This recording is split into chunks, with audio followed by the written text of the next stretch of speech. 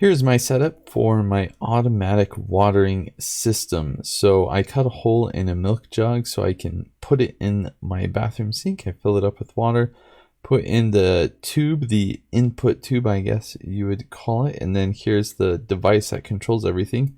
So you set how long you want it to water for and the intervals in hours for how frequently you want to water. So very simple and easy setup. And you can see as I'm watering, it feeds the water straight down into the roots or into the soil of whatever it is you are watering, which is really nice. So it gets straight down in there, works really well.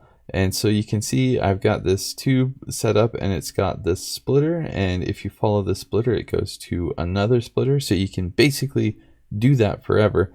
So I got this splitter, it's going to 3 different orchids. So in total, I'm watering my 5 orchid plants, which I realize this probably isn't the best for orchids, but I'm doing an experiment.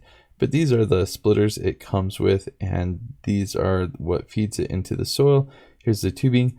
I got this for free to do this review. I really like it. It's so nice, and especially nice when I go on vacation. I don't have to worry about my plants like I did before.